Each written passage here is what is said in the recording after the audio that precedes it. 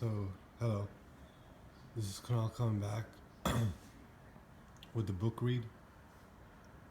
Today's the 29th of September, 2020, and it's a Tuesday. So now we go to another section. It's a section that's shorter than the last section, so hopefully we can get through it quickly. Again, I'm going to share some examples from my leadership and communication experience in an international organization. And with what I learned from this book, I'm going to tie it in with some other realizations I've made during the last year, thinking about my experience at that club, at that public speaking club. All right, so fundamental currents in society. Fundamental, or the most foundational, currents or trends and patterns in society.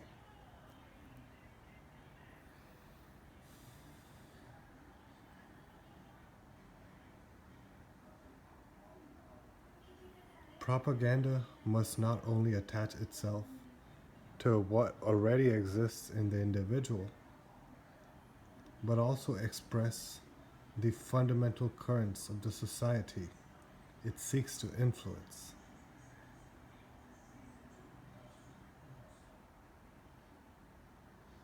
So not just the individual mind state, but also societal currents must be expressed, which it seeks to influence. So propaganda must be familiar with collective sociological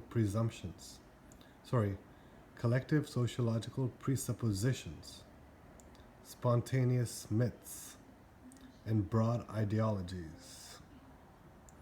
By this, we do not mean political currents or temporary opinions that will change in a few months.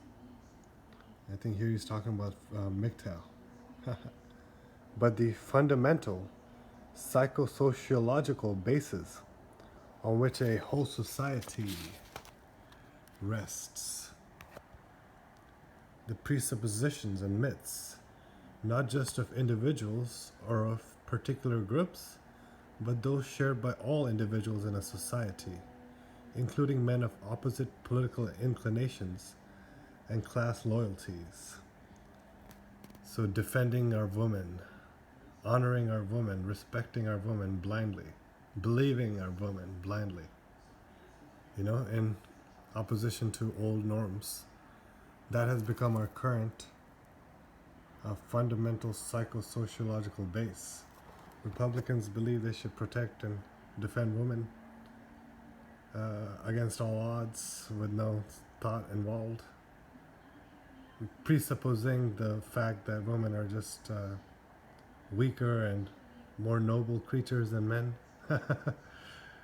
So all these things are commonly shared. So MGTOW is just a current trend, maybe, or an underground trend of a certain subsection of a certain group, but the overall society has their own fundamental currents, is what he's saying. So a propaganda pitting itself against this fundamental and accepted structure would have no chance of success. So he's saying MGTOW can never be true propaganda that succeeds in the society until those trends change, and I do believe those trends are being changed.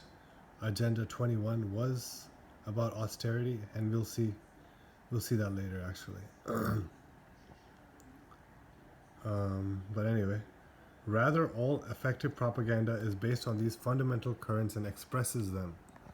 So it must be associated with the dominant cultural values of the entire society. Only if it rests on the proper collective beliefs will it be understood and accepted. It is part of a complex of civilization, consisting of material elements, beliefs, ideas, and institutions, and it cannot be separated from them.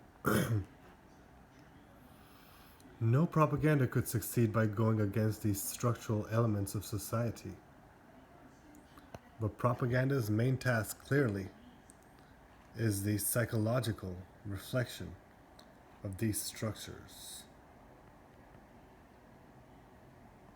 So they reflect these fundamental currents back to us and try to distort it when the time is right. It seems to us that this reflection is found in two essential forms: the collective sociological presuppositions and the social myths.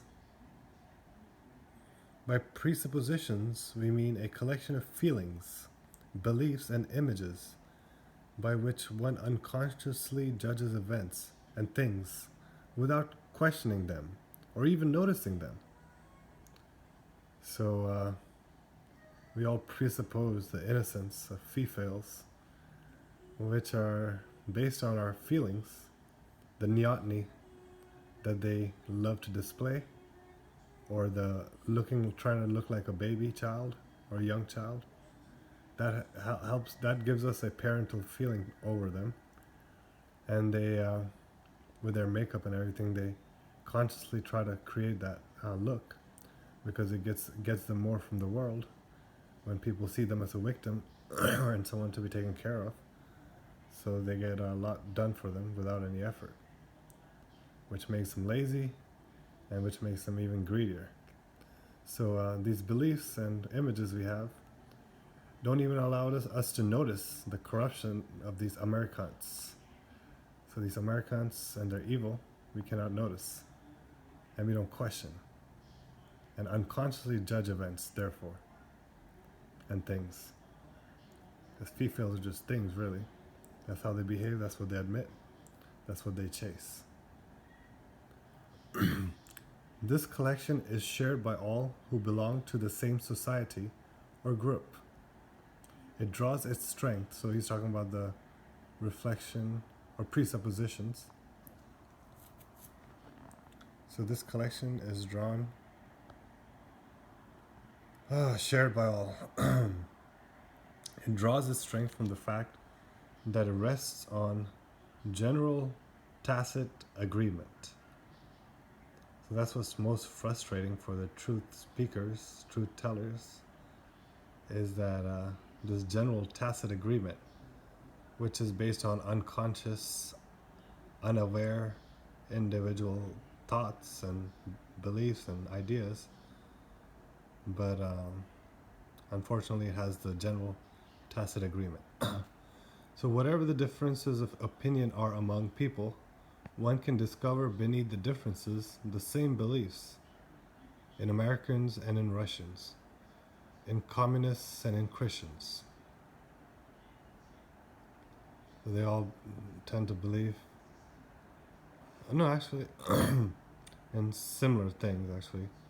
We'll see what these similar things are soon. These presuppositions are sociological in that they are provided for us by the surrounding milieu, or the matriarchy, and carry us along in the sociological current, or the society. They are what keeps us in harmony with our environment, so we don't ruffle feathers and get kicked out of groups and so forth.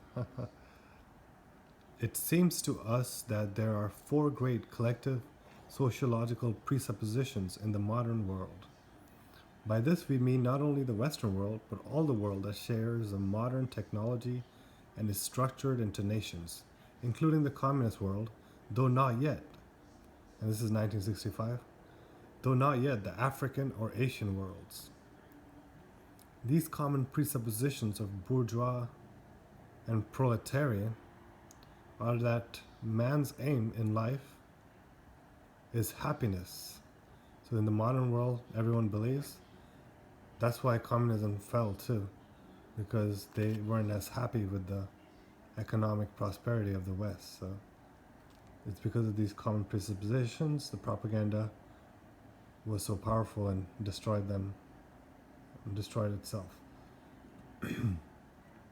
So Man's aim in life is happiness. Yay. I'm not happy so I can divorce rape you. Right? Or we can treat people like commodities because the man aim in life is happiness. That man is naturally good. That's another thing we were brainwashed to believe, uh, totally countering our observations and natural experience of childhood when people were more innocent and we could see them for who they were.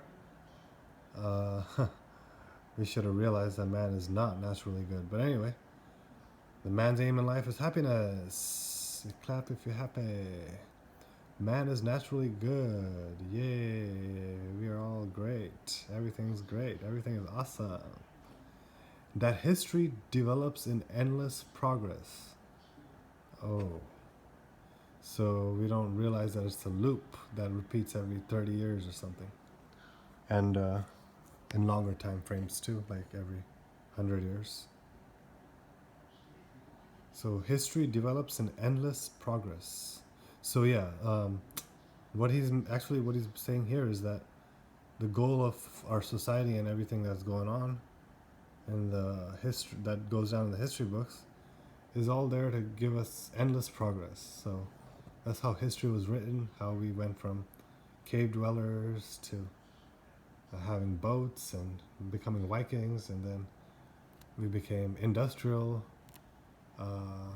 top dogs and wearing top hats. So everything is, now we're going to go to space because history develops in endless progress, and that everything is matter. So that's science. Everything in science rests on the presupposition that the basic form of everything we see is just matter, and it's just bigger and bigger matter after that. So everything is really just matter. Even our life is just matter. That's what science will have you believe. So these are the common presuppositions, okay, of the modern world. Man in life and happiness, number 1. Man is naturally good, number 2. History develops in endless progress, number 3. And that everything is matter, number 4.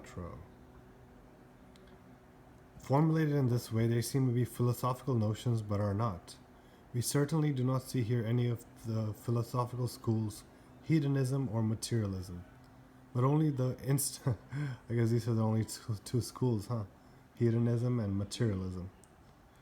The good people are just materialists, but the bad people, they do drugs and they're hedonists. And but only the instinctive popular belief marking our epoch and shared by all, expressing itself in very concrete forms. Okay. Wow. So this is our instinct, our instinctual popular belief for our whole epoch, shared by all, and expresses itself in our everyday life in very concrete ways. So the other great psychological reflection of social reality is the myth. So we talked about the presupposition, now we talk about the myths.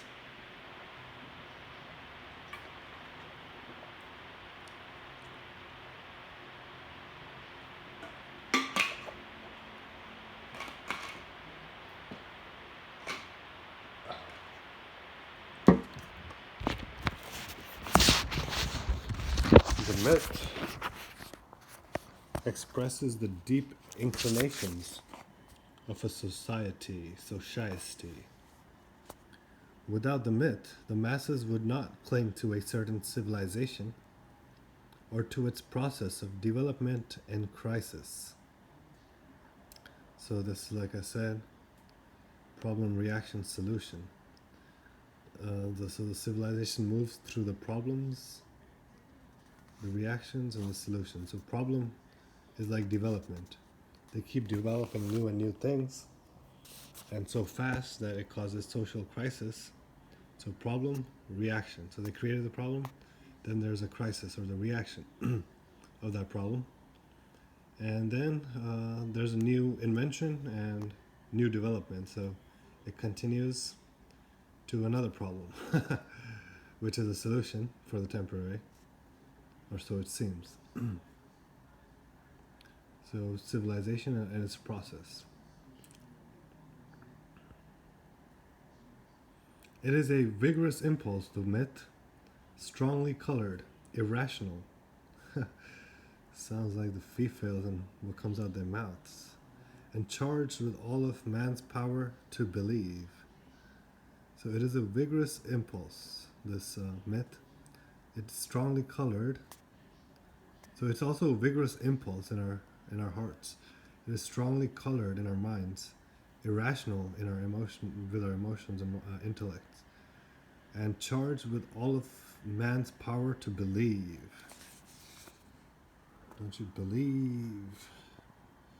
Right. So, wow, the myth is indeed powerful.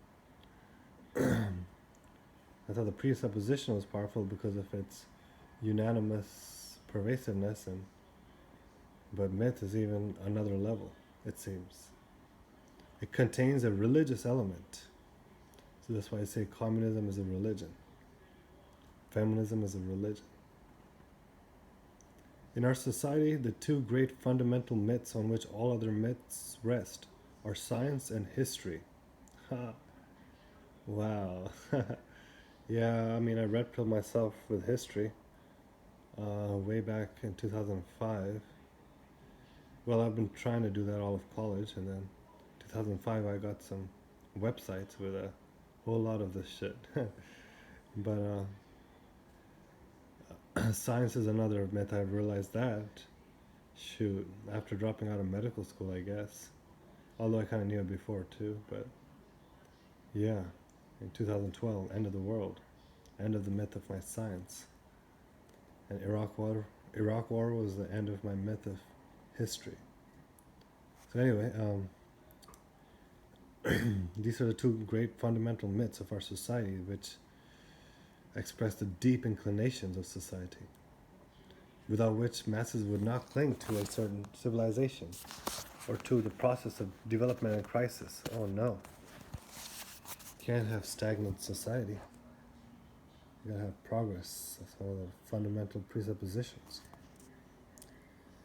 So based on these two, science and history, are the collective myths that are man's principal orientations. The myth of work, the myth of happiness, which is not the same thing as the presupposition of happiness, the myth of the nation, the myth of youth, the myth of the hero. So there are 1, 2, 3, 4, 5 myths. The myth of work, the myth of happiness, the myth of the nation, the myth of youth, the myth of the hero. So the hero, I've been seeing that myth coming up more now.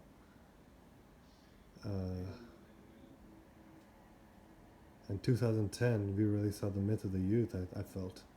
That song came out, Forever Young. And then I started seeing them all, Forever 21, everywhere.